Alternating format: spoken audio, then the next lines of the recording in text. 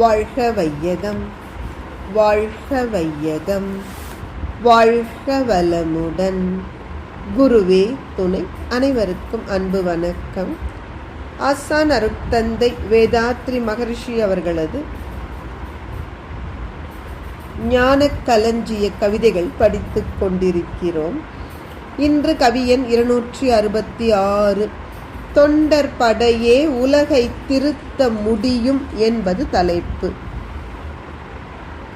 உய்த்து உணர்ந்தால் இன்றுள்ள உலகப் போக்கை ஒழுங்காக்க தொண்டர் படை விரிவாய் வேண்டும்.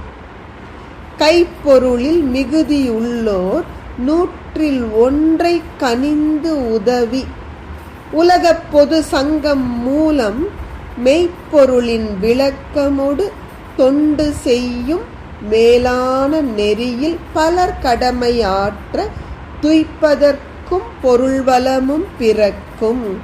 மக்கள் தூய முறையில் வாழ வழியும் உண்டாம்.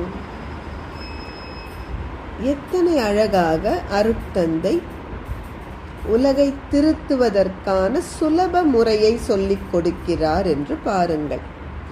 இன்றுள்ள உலகப் போக்கை ஆராய்ந்து அறிகின்ற எவர்க்கும் எளிதில் புலப்படும் உண்மை என்னவென்றால், இன்று உலகில் உள்ள குழப்பங்களை போக்கி அதை ஒழுங்கான முறையில் வழிநடத்துவதற்கு மிகப்பெரிய அளவில் நமக்கு தொண்டர் படை வேண்டும். யாரெல்லாம் தொண்டர் படையில் சேர்ந்து கொள்ளலாம்? நாம் ஈட்டுகின்ற ஊதியத்தில் 100 99 நமக்கு ஒற்றை ரூபாயை சமுதாய நன்மைக்கென கொடுத்து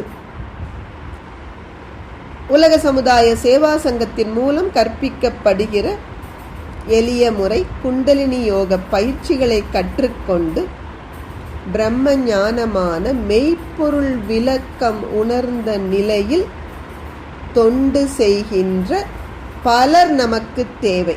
அந்த தொண்டு என்பது கடமையாகவே செய்வார்கள் அறிவின் உயர் நிலையில்.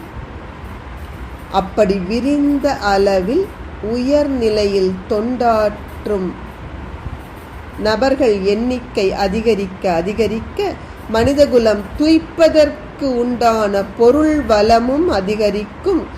மக்கள் தூய முறையில் மகிழ்ச்சியோடும் மன நிறைவோடும் வாழ்வதற்கும் வழி பிறக்கும். நன்றி. வாழ்க வளமுடன்.